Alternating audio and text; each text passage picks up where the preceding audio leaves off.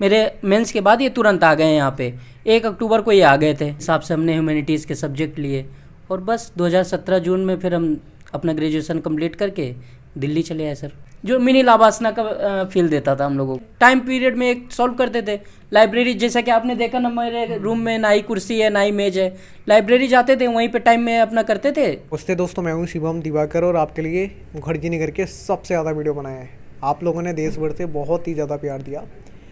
आज हम एक दोस्त के रूम पे आए हैं और इन्होंने यूपीएससी के भी अटैम्प्ट दिए हैं 1-2 और यूपीपीसीएस का मेंस भी लिखा है। बहुत सारे स्टूडेंट के ये डाउट होता है कि भैया हम प्रीलिम्स कैसे क्वालिफाई करें, मेंस को कैसे लिखें।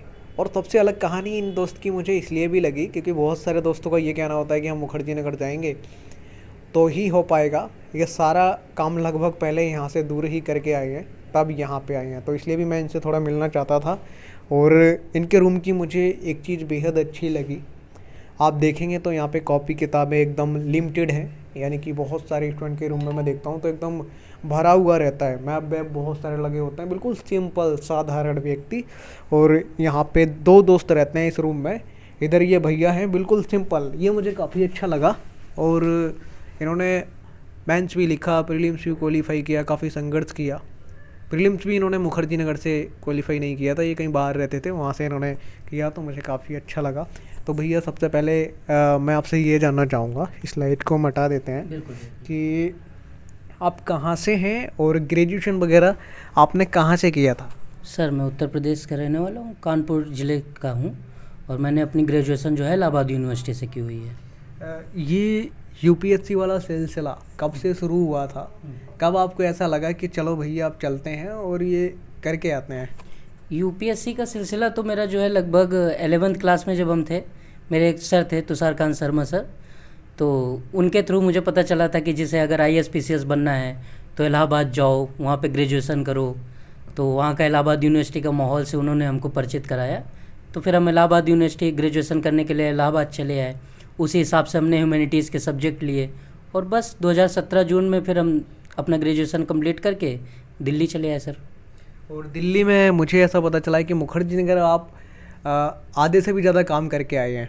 हाँ, बिल्कुल। वो आप कहीं और रहते थे, वहाँ पे आपने प्रीलिम्स की तैयारी की, मेंस की तैयारी की, उसके बाद आप इधर आए हैं। वैसे बहुत सारे स्टूडेंट का ये मानना होता है कि मुखर्जी नगर जाएंगे तो ही सब कुछ होगा, लेकिन आपने ये कड़वा सत्य बता दिया कि ऐसा बिल्कुल नहीं है। जी जी भैया, बिल्कुल ऐसा नहीं है।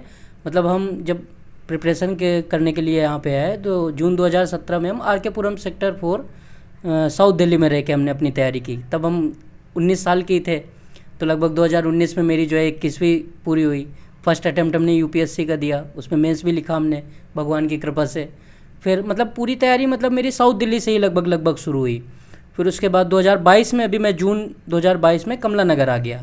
लगभग 6 महीने 7 महीने उधर रहे। फिर वहाँ से प्रीलिम्स हमने क्वालिफाई किया यूपी पीसीएस का। इसके बीच में हमने बिहार पीसीएस का भी प्रीलिम्स दिया, वहाँ भी हमने मेंस लिखा। हरियाणा पीसीएस का भी मेरा प्रीलिम्स हुआ, लेकिन वो सर दुर्भाग्यवश कैंसिल हो गया।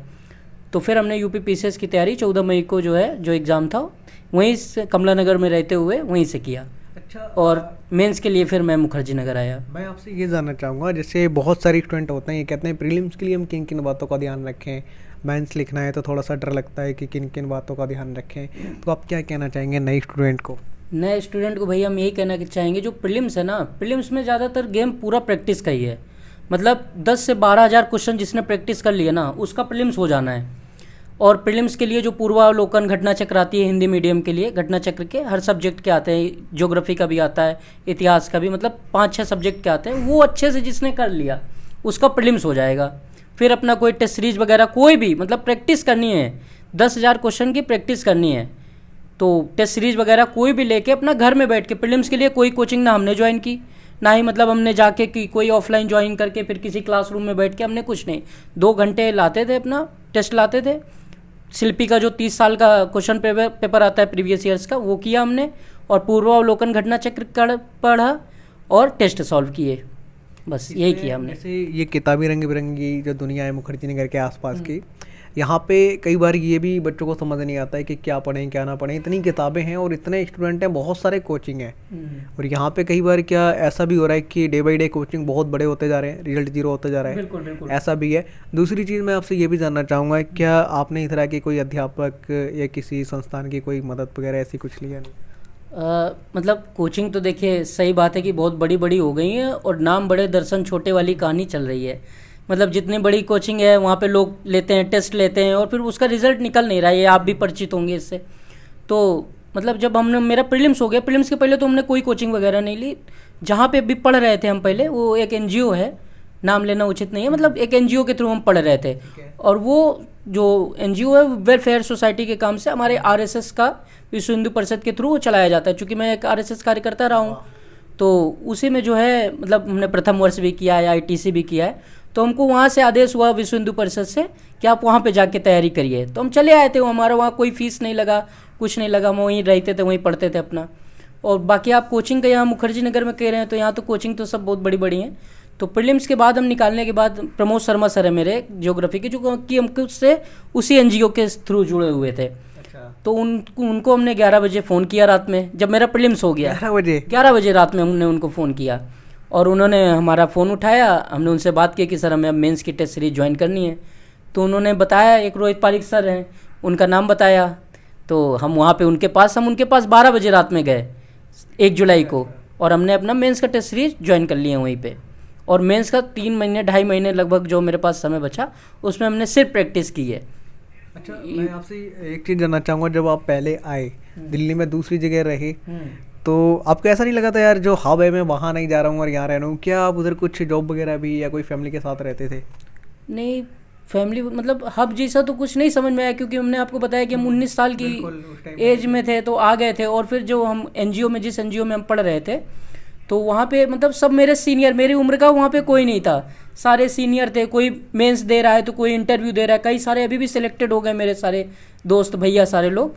तो काफ़ी हमको गाइड करते थे। तो ऐसा कभी लगा नहीं हमें कि यहाँ कोई हबी होना चाहिए, जैसे राजेंद्र नगर हो गया, करोल बाग हो गया, मुखर्जी नगर, बहुत सुना था हमने। तो लेकिन हमको ऐसा कभी लगा नहीं कि हम वहाँ जाएंगे तभी पढ़ाई होगी। वहाँ पे एक डायरेक्टर थे हमारे राजीव बरुआ सर, वो हमेशा मतलब बताते रहते थे कि ऐसे तैयारी करना है। सेमिनार होते थे, व्याख्यान माला होती थी। एक हमारा जिसे मिनी लाभासन हम लोग कहते हैं, झिंझोली में एक दिशा बोध शिविर होता था। तो वहाँ पे कई सारे ब्यूरोक्रेट हर साल में युवा दिवस के अवसर, चूँकि आरएसएस, मैंने आपको बताया कि आरएसएस का था वो एनजीओ, तो वहाँ पे दिशा बोध शिविर युवा दिवस के अवसर पे, विवेकानंद जी की जयंती पे वहाँ दिशा बोध शिविर होता था। तो वो अनुभव रहता था वहाँ पे। मतलब सिविल सर्वेंट आते थे, एक्स ब्यूरोक्रेट आते थे, बहुत बड़े बड़े दिग्गज आते थे। वो 5 दिन का कार्यक्रम होता था जो मिनी लाभासना का फील देता था हम लोगों को। सर मैं आपसे ये भी जानना चाहूँ भैया कि फैमिली में आप सबसे बड़े हैं या छोटे हैं, और कभी जब इतनी दूर हैं तो घर की तो याद आती होगी, कैसे क्या मैनेज कर पाते? घर की तो भैया बहुत याद आती है। मतलब अब जैसे घर की याद कोई ले लीजिए, अभी दिवाली आ रही है, कितना बड़ा त्यौहार है, लेकिन जा नहीं पाएंगे, बहुत सारी मतलब अब इंटरव्यू की तैयारी करनी है।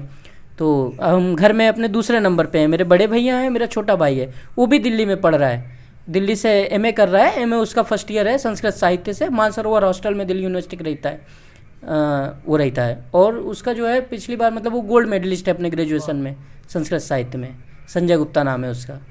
तो इसका मतलब ये है कि जो नई स्टूडेंट हैं जो ये कहते हैं कि नहीं हम मुखर्जी नगर जाएंगे या करोल बाग जाएंगे तभी होगा, ऐसा कुछ नहीं है। ये कड़वा एक सच है कि अगर आप चाहो तो कहीं से भी हो सकता है। बिल्कुल भैया, आप तो मतलब ये कोविड के बाद से ना ये बिल्कुल दशा दिशा बिल्कुल बदल गई है इसकी, कि अब ऐसा नहीं है कि कोई बड़े बड़े इंस्टीट्यूट हैं वहीं पे जाके ही तैयारी हो, ऐसा बिल्कुल नहीं है। पूरा मतलब ऑनलाइन जब से आ गया ना, तो मतलब ये बड़े बड़े जो प्लेयर थे ना, ये मतलब चले गए। ज़रूरी नहीं है कि आप जाके कहीं से तैयारी करो, बड़ा इंस्टीट्यूट होना चाहिए, आजकल सब कुछ ऑनलाइन अवेलेबल है। हमने अपनी तैयारी मतलब बता रहे हैं आपको कि प्रीलिम्स की तैयारी हमने कहीं कोई इंस्टीट्यूट नहीं ज्वाइन किया, कोई टेस्ट सीरीज किसी की नहीं, मार्केट से लेके आते थे, वही सॉल्व करते थे, टाइम पीरियड में एक सॉल्व करते थे। लाइब्रेरी जैसा कि आपने देखा ना, मेरे रूम में ना ही कुर्सी है ना ही मेज है, लाइब्रेरी जाते थे, वहीं पर टाइम में अपना करते थे और बस।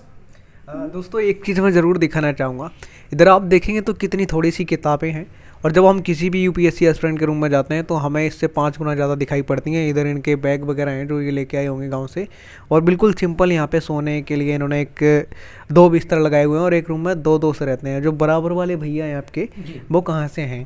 ये अभी इनको 1 महीना ही हुआ, जब हम प्रीलिम्स दे के आए ना तब हम अकेले रहते थे यहाँ पे।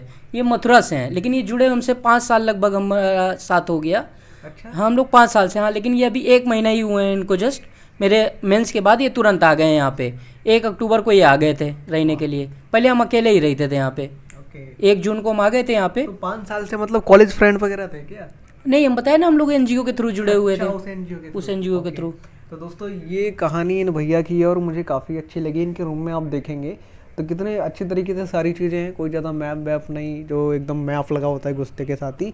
इनका नेचर भी काफ़ी अच्छा है, बात भी इन्होंने बेहद अच्छी तरीके से की है।